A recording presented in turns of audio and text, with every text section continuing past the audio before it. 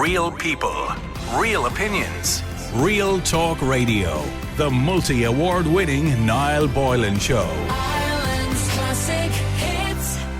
The conversation around how much power the Irish president should have has come around every now and again, usually after the president appears to step outside of their remit. Now, the president's remit, of course, is to be a figurehead for the country, and their main remit is to protect the Constitution of Ireland. Be the guardian of the Constitution. In other words, if a law is brought before the president to sign, which he must sign all laws, and he believes it's not constitutionally sound, he can send it forward to the Supreme Court to have it examined for constitutionality. If he believes that he doesn't want to sign at that point, it's then passed on to the Council of State, who I believe will sign it, and he loses his job. In case you missed the story, Michael D. Higgins' remarks in an interview which was published in the Sunday Business Post concerning Ireland's position on neutrality. He said that the country was playing with fire during a dangerous period of drift in foreign policy and should avoid burying itself in other people's agendas. Now, this kind of lines up with what his wife was talking about recently, which was calling for peace between Ukraine and Russia. He also made what he is now calling a throwaway remark about Professor Louise Richardson of Oxford University, the chair of the government's consultation forum on the international security policy, and her being a dame of the British Empire. He referred to her very large letter, DBE. This was felt to be very disparaging. Now, the president has since apologised to Professor Richardson, but it isn't the first time that he has said something that's got him into hot water. And I want to know, and you can text us at 087 188 0008, that's 087 188 0008, should the president have more power? And indeed, if the president is given more power, we're going to have to take the presidential elections a little bit more seriously. So should the president have more power? Let me know what you think. But joining me on the line to give me, I suppose, somewhat of a recap of President Michael D's bolder statements throughout the years is the former Irish Army soldier, defence analyst, Declan Power. Good afternoon to you, or good evening to you, Declan. How are you? Good evening, Niall. How are you? Good. I mean, this is not the first time young Michael has kind of stepped out of line a little bit. But after all, we should have known that. If you elect a socialist person to be the president, well, they are going to make comments, aren't they? I'd agree with nearly everything you said there, Niall, except the socialist bit. I don't think it's because he's a socialist. I think he has a certain ideological drive, and he feels compelled to put things from his ideological perspective. You could get somebody who was from a right-wing perspective who could be equally as loquacious. From my point of view, it matters not at all to me whether he's a socialist or not, or the fact that we would have different opinions in certain things. What I feel a little bit annoyed about, I don't think he hasn't overstepped the mark constitutionally, in as much as I'm aware there are other people more expert in that than I to comment on it. But what I feel a bit annoyed about is he has consistently, for want of a better word, a better way of putting it, mouthed off about things that are oftentimes outside of his knowledge purview. Like, he's a sociologist by profession, an experienced politician, an undoubtedly intelligent and well-read man on many issues. But we saw, not that long ago, fairly recently, he made comments about the economy and economists that a lot of people that would be more knowledgeable felt that he had led from an emotional perspective rather than a logical and factual perspective. And in the most recent little outburst of emotion, he's done the same. And it's quite a calculated move.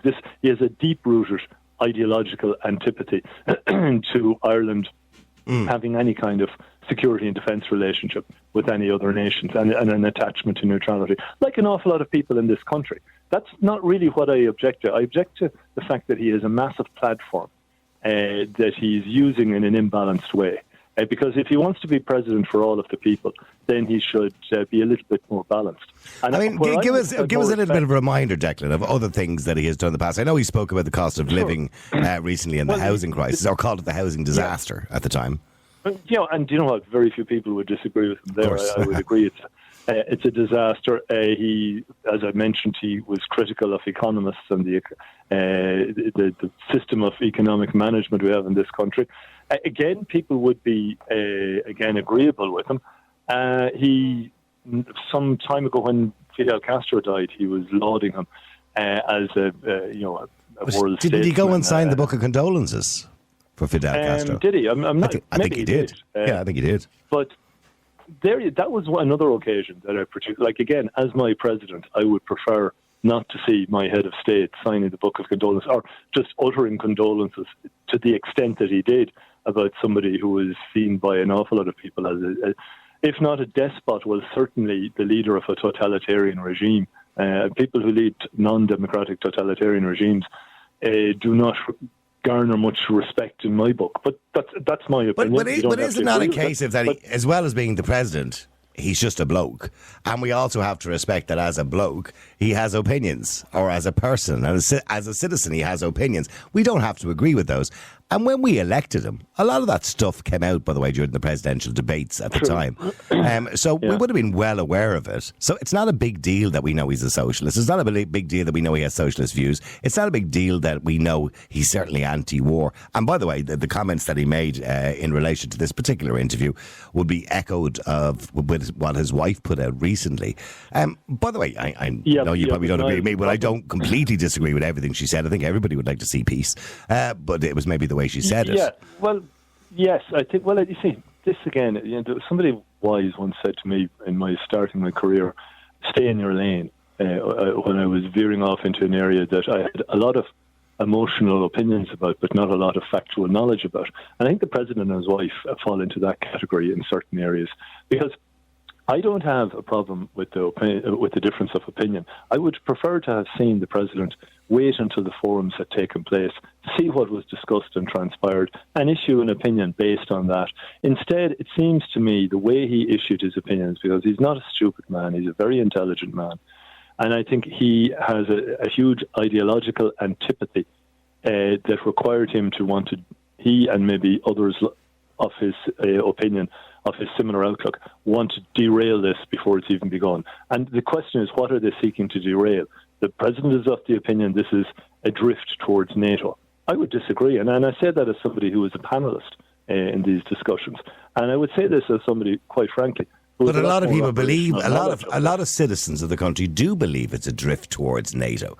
They see, now I understand, by the way, that neutrality is not in our constitution. Mind you, many citizens believed that it was until it was clarified more recently. Yeah. We always there was always this thing in our heads, there's this thing in our heads that we have freedom of speech, which we don't. We have freedom of expression, which is slightly different. There's this thing in our heads that Ireland is a neutral country according to our constitution, which is not. There's this thing in our heads that we're all entitled to a house in the constitution, which we're not. We're entitled to shelter. So we all kind of have this feeling in our head that what the Constitution is about, and we're kind of halfway on the money. But we do consider ourselves to be a neutral country. And I suppose Ireland is drifting towards that by financially aiding Ukraine, by financially aiding a war, sending men over to train people as well. And a lot of people are not happy or don't like that. So, he is only echoing, I suppose, the opinions of part of the population. Well, you see, here's the thing. You've put your finger on something there when you talked about all of the things that we thought were the case, for a lot of people. And they discover, through a process of investigation, examination, and education, the reality of the situation. And I would prefer to see the president contribute to the reality of the situation, rather than emotionally laden attempts to queer the pitch of discussion. Because the reality is, you've quite right, I would agree with you. I don't think Ireland, certainly if you read Conor Gallagher's book, Is Ireland Neutral? He puts together a lot of information that I and others like me would have been aware of for some time. But it's great to see it all collated in one location, in one book. And when you read that book, and it's very well researched, and it's very easy to read, you realise Ireland has never behaved as a typically neutral nation from the point of the Second World War onwards. So we have this position where we're not a member of a formal military alliance, which is our government's definition of neutrality, but we take sides as it suits us, and we take sides in different ways. We rarely get embroiled in war fighting, but we will vote on certain things, we will contribute financially, and sometimes we will facilitate military assistance. Most times... That's the part that really gets people. That's the Mick Wallaces of this world get very upset with the facilitating of military plans and military strategies. I agree, and you're quite right. So the thing is, rather than getting angry about it per se, people should try to understand, well, why is that the case? And if you delve into it, for example, there were debates about before. People think because we're in the UN that makes us neutral, yet the debates before we joined the UN were about the fact that did this affect our neutrality? And the reality is, yes, it does, because the Swiss didn't join the UN until less than 20 years ago because they felt it impugned their neutrality. We're in the European Union, and to be quite honest, in many respects, what we're having is a redundant debate because the reason we're assisting Ukraine is because the European Union is assisting Ukraine. We have slight derogations because of our squeamishness about what we'll do militarily or not. But whether you're sending fuel for the tank or whether you're sending the tank, you're assisting the war effort. So we have very much nailed our colours to the mast in assisting the Ukrainians survive this onslaught. Now, Irish people may or may not agree with that. I would suspect the majority of Irish people do want to help Ukraine, short of direct military action. I think what we really need is to equip ourselves with knowledge as to where exactly do we stand, what are our arrangements, and also what are the threats. And the forums are about discussing that. They're not a citizens' assembly, and people are critical of that. But that's a good thing, because a citizens' assembly makes recommendations. The forums are to allow for discussion, debate in a public setting. The public can attend, they can question the panellists. A report then is compiled for the government that will be made public. And the idea is people get to see the discussions with the benefit of hearing people who have a lot of experience and knowledge. Because frankly, in Ireland, defence debate is very limited. It's very emotional. It's very emotional and very low on fact. So this is about trying to inject facts. And then ideally we move forward, have more discussions, and we decide that we take ownership of what we want to do and go. And I can't think of anybody that's recommending, including myself, and I would see the benefits of NATO, but I don't think this country is in a position to join NATO. But I'll say one thing. We do need to have relationships with key elements, organisations and states. We need to define how we want to have those relationships because we are not able to protect ourselves in any shape or form, and that is a fact. So, we're never going to be in that position, Declan. Not with a population of 5 million people and not enough money and not enough people in the defence forces. What, 7,500 people or whatever it is? We're never going to be in that position. On our own, we won't. No, but. So here will be my key point, and it's maybe a longer discussion for another day, but I think it's worth making. The President, in his remarks, seemed to be kind of critical of the Baltic states like Lithuania and Estonia. He's saying if we joined NATO, we'd be like those nations. Well, those nations are free today for one reason alone, that they were in NATO. They weren't invaded. They would have been very easy to swallow up. They would have been the easier target to go for. But Putin went for Ukraine because he knew there weren't going to be the same repercussions. In my belief, and indeed the belief of this state, if you read Conor Gallagher's book, The Official Policy, collective security works. It depends on. But Ireland is not good. But you know as well as I do, if Ireland was suddenly attacked, and by the way, Ireland is probably not going to be invaded by anybody. The only invasion we ever had was by the British. And that's probably not going to happen again. So we're not. We have no threat to anybody. You know, Putin is not looking at Ireland. Nobody's looking at Ireland.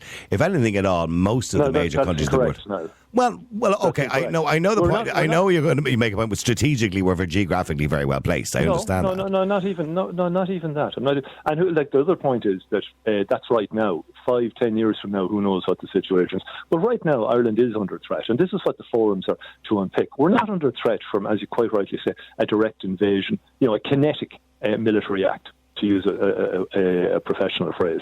We're not likely to see an airstrike or missile strikes or an invasion, despite the Russians dipping into our controlled waters whenever they feel like it.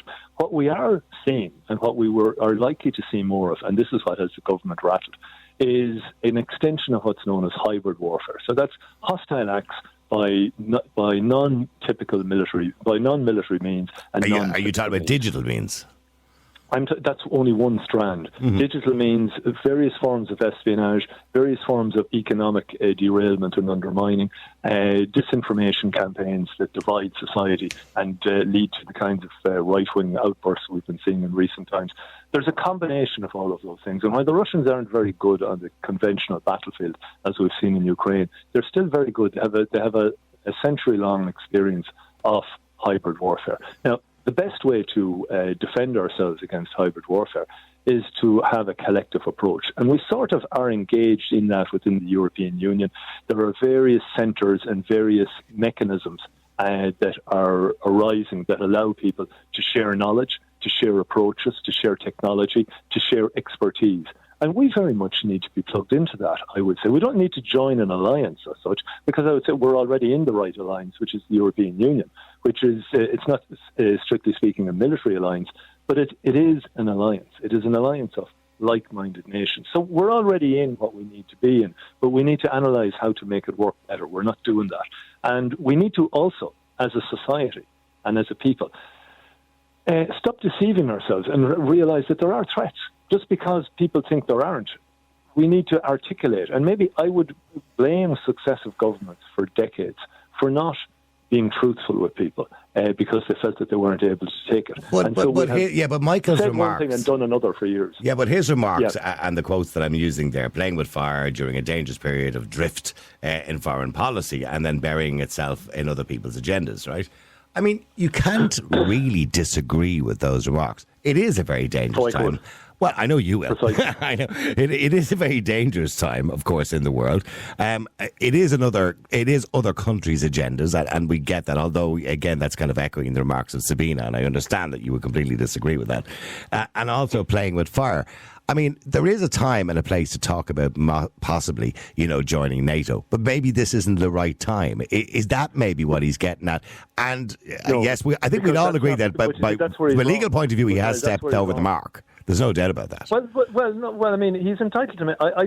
He's not really, is he? He's not entitled to make those remarks. Well, I disagree with the way he's made them. I think if he was sincere about wanting to raise people's concerns, then he should have waited till after the forum. But here's the thing, Declan. If he had said something tomorrow that you agreed with inherently, or that's a lot of people may have agreed with in relation to Putin or whatever it is, I'm pretty sure nobody would have an issue. But it's because he's saying something that some people don't agree with, or don't agree with his thinking on it, is where the issue lies. Well, I think that's a bit unfair, isn't it? Maybe it's a good thing that he's led to this discussion, because a lot of people will probably ignore the forums in the first place, and the mainstream media would probably not pay much attention. But no, my key problem is I don't think he's done anything illegal, if you like. Well, the Justice Minister wouldn't comment. Helen McEntee wouldn't comment over the weekend in relation to it. She was asked, did he overstep the mark? And she said that's for him, to reconcile with and to check. But she wouldn't be. Yeah, well, she wouldn't be held on it. She said but she's not a lawyer, but you can be absolutely sure, Declan. As soon as that publication went out, she was onto the the Attorney General, and she was probably onto other people to find out, did he? No, but that's her job. Come back to my point. Yeah, absolutely, you're right. I would agree. She did. Not just her, others would have as well. But the reality is, I just feel that he has a lot of soft power weight, and I think he was abusing it a bit, because there were a number of things he said that were factually incorrect, and he also used it to besmirch the reputation of Louise Richardson, who I have often. But that was below the belt, yes. It was below the belt. It was beneath him, and the thing is, he's not stupid. He knew what he was. Well, it was anti-imperialist, isn't it? I mean, if you want to call it something, call it anti-imperialist. It wasn't anti-imperialist. It was. He might like to construe it as that. It was making a cheap anti-British type jibe to get his point across the line, because. If Terry Wogan was asked to, Sir Terry Wogan as he was asked to preside over a commission on the media, would people jibe at the fact that he had been knighted when he has spent most of his career in the UK? Like, Louise Richardson was the Vice Chancellor of Oxford University, and before that, the first female president in modern time of St Andrews University, where she oversaw the development of their master's degree in research centre on terrorism and political violence. She's a world authority on the causes of political violence. I've heard her speak many times. She's a very learned woman, and she deserved more respect from the head of her state than cheap below-the-belt jibes. The other thing that I found that I took exception to, there were two particular things. Like the inference that this was all about joining NATO. It's not. What it's about is examining the architecture available to us to keep our country and people safe. No, but I think he knew that, Declan. But I think what he was trying to do was say that the conversation is happening. It's constantly been happening in the country for certainly the last 6 months. So the suggestion of it, that the conversation should be happening about joining NATO. And I think that's what he's referring to. I don't think he's referring specifically just to that particular forum. I think he's referring to the fact that this conversation is out there at the moment. But Niall, just one point there. I would just rephrase that slightly. The conversation that's out there is, what do we need to be doing for our national security? And one sliver of that, for some people, is about whether we should join NATO. But there's a whole host of other things that need to be discussed in the light of day. For example, how can we consider ourselves neutral if the RAF provide for our air security and if French and US submarines they're only doing that in their own interest, not in ours. Hold on a second. You can argue about whoever's interest it is. The point is that there has been a tacit agreement since the 1950s. It's a factual thing about the RAF coming in when we are stuck because we do not have the means to deal with aircraft that come into our airspace. And one of the reasons is it's not because, coming back to a point you made earlier, that Ireland is a direct target of the Russians. But what they're doing is, they're testing reaction times. But when they do that, they are a direct threat to the safety of our civil aircraft because they turn off their transponders. So when the RAF come in, and they're the only ones that can do this, what they're doing is not coming in to threaten to shoot them down. They fly alongside them with their transponders on. So then Ireland's civil aviation radar can ascertain where aircraft are that previously were hiding, and therefore civil airliners can fly more safely. Now that's a very simple, straightforward, safe requirement. We can't do that ourselves. We require the British to do it first. Now, personally, I have no problem with that. I believe that grown-up countries pool arrangements and sovereignty where they need to. That's why we joined the European Union. To go back to your point, we could quadruple the defence budget, and we will never have the ability to protect ourselves. No. So where I come from on this is we should be mature and we should be taking stock of deciding what is it we need, what do we need to protect, who do we need to protect it from, and how do we do it? And part of that will require us to have it doesn't require us to join NATO or to join alliances, but it does require us to have arrangements. The Swedes were doing this for years with their Norwegian and Finnish neighbours, and indeed Denmark. They called it NORDEFCO, the Nordic Defence Cooperation System. Some of them were in NATO, some weren't. Some were in the EU, some weren't. Some were in PESCO, some weren't. And yet they were able to combine on certain things, a bit like the way we already do so with Air Sea Rescue with the UK. So I would say what we should be coming out of this is a series of relationships that we develop and that we are in control of, and that all our citizens are fully clear about this. Now, to do that, we have to have a conversation. And I don't understand why the President is so anti the conversation, because the conversation is about informing people. People will say different things that some of us will agree with, some of us will disagree with. And, let's not close it down. Like he was I'm looking at some of the comments today. Some of the comments today. Dr. Sean O'Connell, who's a law lecturer at UCC, said that Mr. Higgins' predecessors, such as Mary Robinson and Mary McAleese, were adept at getting their points across in a way that didn't overstep the mark. In 2019, at an event honouring soldiers, the President said it was not too much to expect the Defence Force personnel to have an income and prospects to provide themselves and provide for themselves and their families. But privately, the remarks raised eyebrows in the government, of course, because senior figures kind of viewed those remarks as Mr. Higgins intervening in policy matters. Now, so this kind of raises a question. When he sees the obvious is wrong, forget about the remarks this weekend, right? But when he sees the obvious, let's talk about the housing crisis, which he called the housing disaster. When he talks about the Defence Force pay, which is abysmal, by the way, and everybody and their mother knows that, right?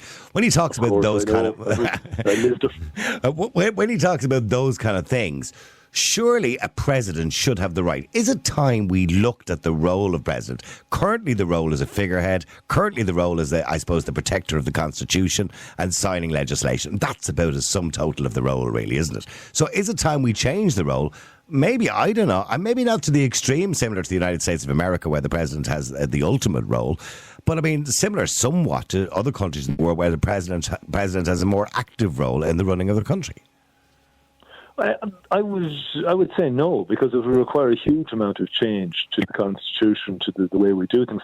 I think what's important is, we elect a Prime Minister, we elect a Taoiseach, and they're the mandated leader of the country. And the President isn't, he's largely the symbol of state, but he or she does have oversight roles, as you correctly outlined, the way they preside with the Council of State. He can send, as President Carol O'Donnell did, he can send a bill before the Council of State. He can send it back to the government and say that he's not signing because he doesn't think it's constitutional. Now, Carol O'Donnell did that, and he caused a major constitutional crisis. And what caused it was the criticism afterwards. I do think, by the way, this new legislation for incitement to hatred. Now, I don't know personally Michael D. Higgins, but I know what he's like at this stage. And I think secretly in his mind, he's watching this debate going on in relation to this piece of legislation, which could be an infringement of Article 10, I think, or Article 12. I'm not too for sure, which is freedom of expression. You know what, Niall? And he may not sign it. Well, do you know what? On that note, I would think that is exactly what he has been elected for, to examine these things. And so on a professional basis, I think that's exactly where he should be directing his energies. On a personal basis, I would be in complete agreement with him if he didn't sign it. I'm uneasy about it as well. The more I read about it, the more I look at it, it sounds very much like thought police. And this is the heart of why we want the president to be aloof from party politics and to focus on the fine detail in things that are being crafted to actually change laws, and not to kind of get into mudslinging and because if he does that, I would argue that's very much the essence of his job, whether he ends up being signed or not. But if he decides to maybe send it for further examination. What's the procedure, by the way? Do you know the procedure? Because I'm not sure. So can he send it forward to the Supreme Court, or does he have to send it to the Council of State first? I'm not sure. I think the Council of State is a matter of choice for him if he feels that it needs further examination. And I think that he has the power to send it for review by the courts, by the Supreme Court, if he feels that it's unconstitutional. Because I'm pretty sure that's what Carol O'Donnell did. And the issue was about the Emergency Powers Act being amended to give the army powers, policing powers of stop and arrest at the height of as the troubles were spilling over here, and it led to the then Minister of Defence, Paddy Donegan, calling him the thundering disgrace. The president. I remember that. I remember that very famous line. Yes, I do remember that very famous. Absolutely, line. We're off an age now, and the issue was O'Donnell resigned because he felt that the then Taoiseach of the day didn't take the minister to task, and that not O'Donnell being personally insulted, but the office of the president being insulted. Now, the reason I mention that is because O'Donnell, and in the times that we're in it, people were looking at the office of the president. And so there was a degree of, shall we say, sacredness about it, and that he was aloof from the petty squabbles. And I think Michael D., well-intentioned as he may be to recast the role of the president, and perhaps he has recast it, maybe this has changed for good and all that, but it's bringing the president down, presidential office, down into the weeds. And here's the crux for me. Is it actually achieving anything by bringing the office down into the weeds? I don't think it is, because any of the things where he's made utterances, like, has housing changed? No, it hasn't. No, it may not have. But him saying something, may carry weight. Isn't that what it's all about? I mean, me saying something, you saying something doesn't carry weight. Like, for example, we have both just condemned, and we're quite happy to do it. I'm happy to do it as well. We're going to be having a conversation about it at 10 o'clock, so people are entitled to challenge me under the Broadcasting Act, right? But we've both condemned this new piece of legislation, the Incitement to Hatred Act, because it doesn't, and mainly because it doesn't define the word hate. But if the president challenged it or said, listen, I'm going to send that off to the Supreme Court because I'm not happy with that, I think it infringes on article whatever it is, which is our freedom to express ourselves, I think it carries a lot more weight. And I'm looking here, David Kenny, Associate Professor of Law at Trinity College Dublin, said Professor Higgins' remarks on housing last year was one of the most significant interventions from a sitting president. And it's generally considered that the president wouldn't weigh in on matters of active political controversy or be seen to criticise government policy and performance. Within the Constitution, it allows for the president to communicate in an address to the nation or address of the House of the Oireachtas on any matter of national or public importance. However, the Constitution says every such measure or address must, however, have received the approval of government. In other words, he has to ask for permission to disagree. That's essentially what it says. I've heard another variation of that opinion, that he doesn't, that was just a protocol or a convention that got accepted down through the years. I think I heard Diarmaid Ferriter referring to that in a broadcast earlier. Now, having said that, maybe we should take into account Diarmaid Ferriter as a professional historian, and it would be interesting to have a legal opinion. But my gut instinct is I don't think he transgressed anything legally. And coming back to your point, personally speaking, I just would be more comfortable with him doing his job as president, where that means if something is being brought that he feels is at issue, such as a bill or something that he feels is dodgy, that he scrutinise it, that he make an utterance about it, and that he refer to the Supreme Court if necessary, because he's acting as the gatekeeper. Whereas now he's not acting as the gatekeeper, he's acting as any other politician with a set of opinions. And my ultimate reason that I don't think that's a great idea is, okay, yeah, it sheds a bit of light on it, but has it solved anything? Any of the utterances he's made haven't solved anything. They've added more heat than light. And in this case, certainly, it hasn't added any enlightenment as to the issues. And certainly, when it comes to defence and national security, this country has far more. There's far more heat than light. There's far more emotion than actual factual knowledge. And I would really like to see. I don't mind if he disagrees. I don't mind anybody having a difference of opinion with me about something. But I really prefer it to be based on fact. And the problem is, just to come back to this hoary old chestnut about neutrality, you stop 5-10 Irish people in the street, and you probably get the majority would say, yeah, I prefer us to stay. Well, then probably 5 or 10 will tell you it's in the Constitution, by the way. Can I yeah, but exactly, and ask them to define it, and they'll all have different opinions on it, and different understandings. And I would nearly be happy to bet €50 that if you did a poll of most Irish people, they would both prefer that we retain the status of neutrality, but also would like to think that we have some sort of arrangements with our European neighbours to help protect us in the areas we can't do it.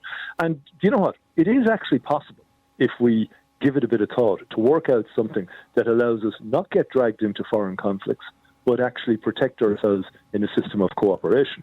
That's doable. Ideally, be great if we never had foreign conflicts. Declan, before you go, it's been a wonderful conversation as usual. I really enjoy our conversations. We may not agree on everything, but I think we have an agreement somewhere in the middle. Boring. It will be really boring. But just finally, just before you go, just in relation, because I am going to be talking about it in about 20 minutes' time, which is the Incitement to Hatred Act, the 2021, isn't it, actually, even though it's not gone through yet. So it's gone through the final stage of the Dáil. It's now been debated in the House of the Oireachtas. Most likely will go through before summer recess, be signed by the President, possibly in August or September. That's the plan, I'm assuming.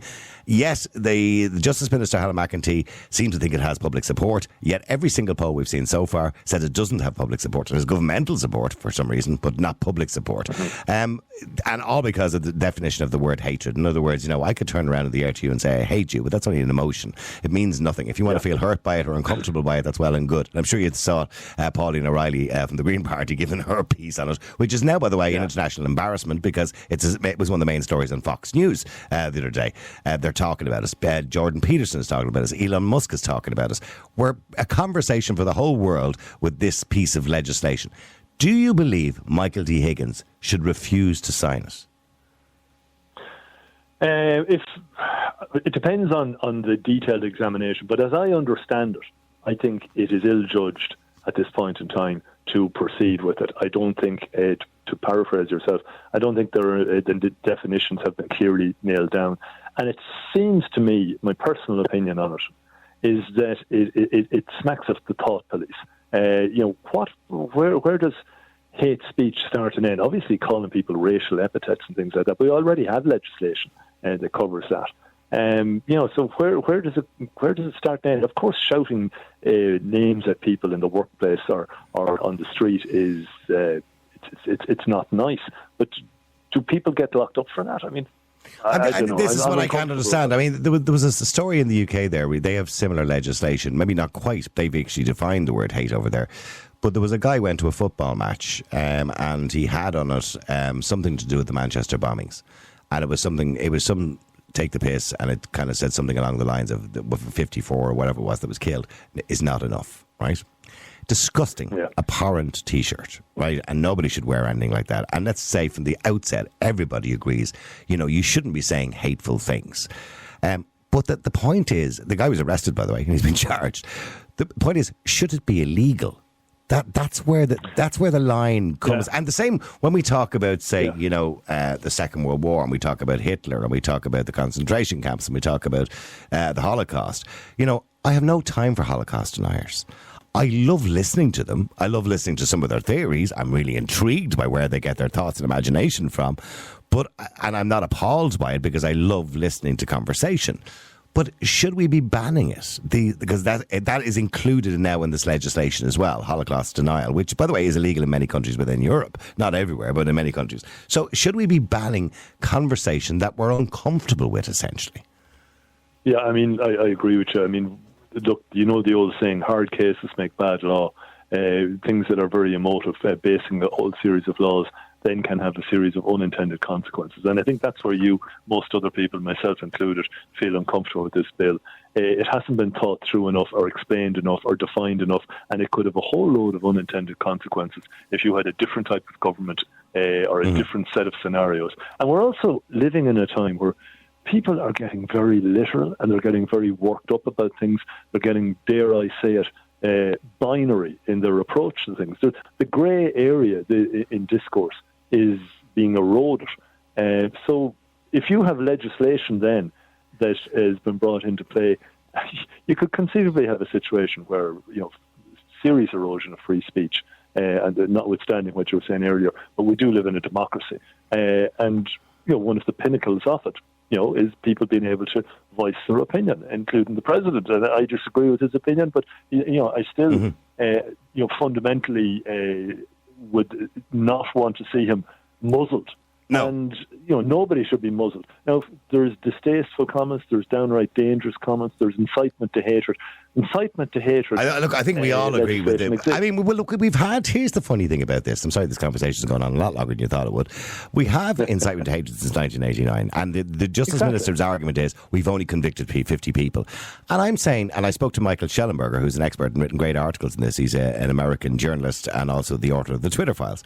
And I spoke to him only recently, and he said the very fact that there's only 50 prosecutions so far since 1989, does that not mean something? In other words, we're a reasonably tolerant society. In other words, people really haven't broken the law very much, because if they were, out there, even on social media, encouraging people to beat others up or to set fire to other people's houses or burn other people or kill other people, surely we would be recognising that. But people are not really doing that. They're saying horrible things. But, the idea that a police officer can go into your house, search your house, ransack and take all your stuff just because he suspects you might be in possession of hateful material. And she gave an example of that in the Oireachtas the other day and said, if somebody was on her way to a protest, and she used the word a right-wing person. Now, by the way, I've seen left-wing people holding placards up recently in Scotland at one of the demonstrations for transgender saying all TERFs should die. So, they're equally as bad, by the way, when it comes to using bad language. But she said if somebody was on the way to a protest and had slogans printed on banners in the boot of their car, even if they haven't used them, that would come under the legislation for prosecution. To me, that's bonkers. You put your finger on it, because the problem is, and I'll give you another example to add to that.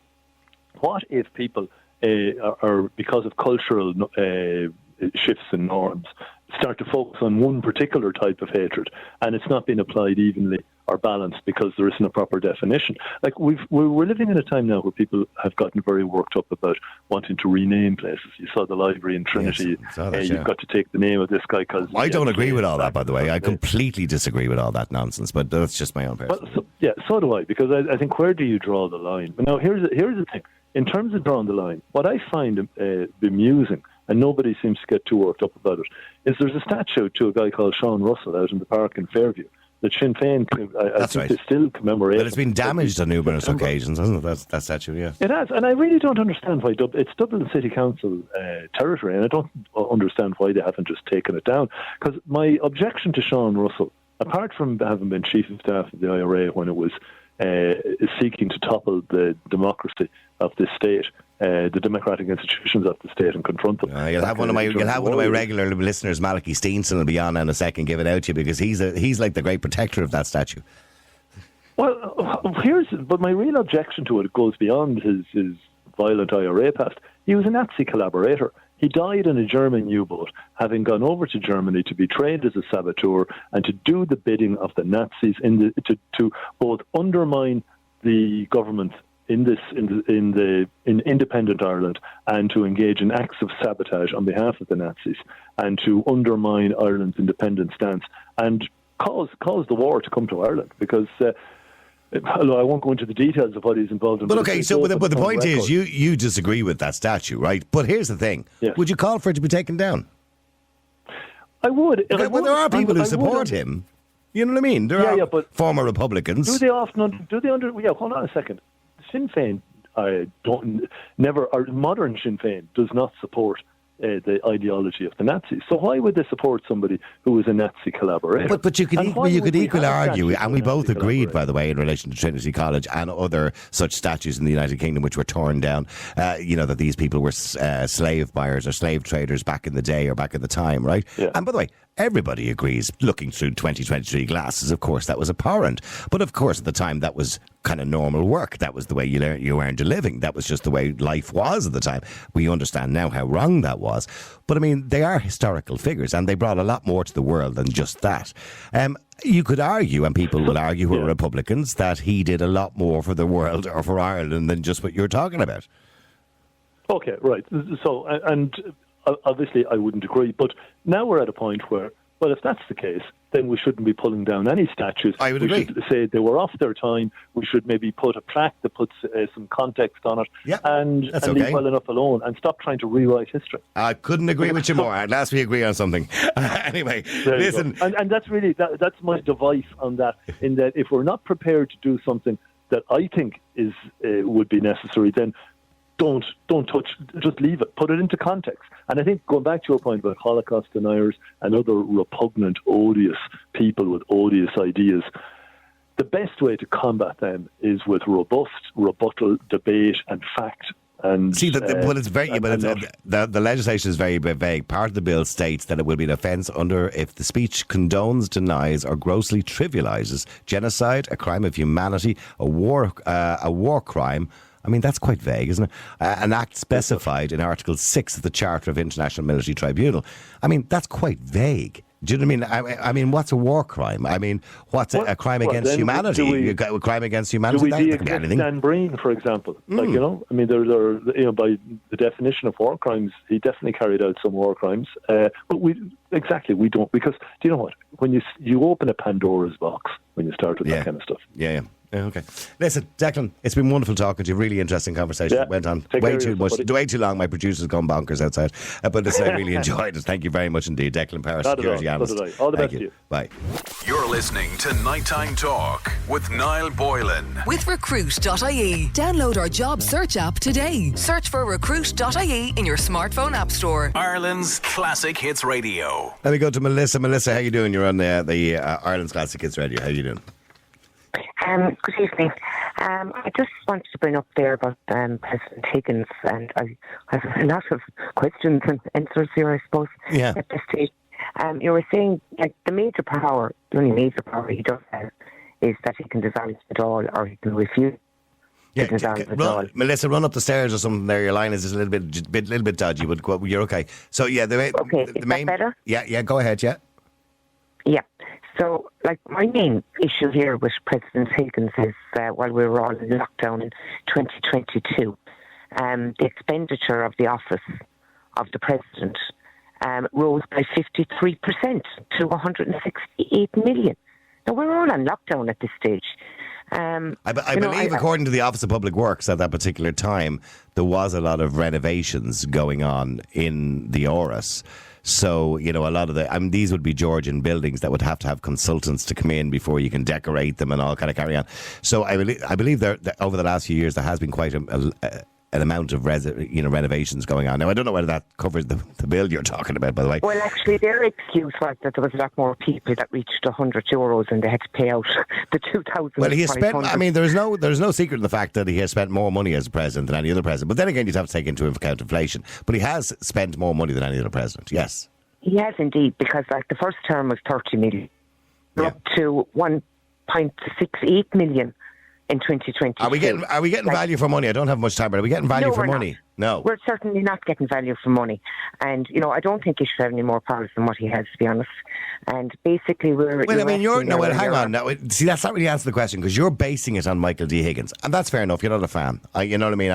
I'm not really a fan of him myself, to be honest with you. But he seems like a nice bloke. Because he did say he was only going to stand for one term. He lied to the people. Okay, well, and he ran again. And I remember that at the time, and it was Jerry P. Connell, actually, an independent senator, they were just going to allow Higgins to carry on without even a president. I do remember that. Okay, leaving aside Michael D. Higgins, and if going forward we voted in a presidential election knowing that the president would have power, do you think it would be a good idea to give the Irish president more power?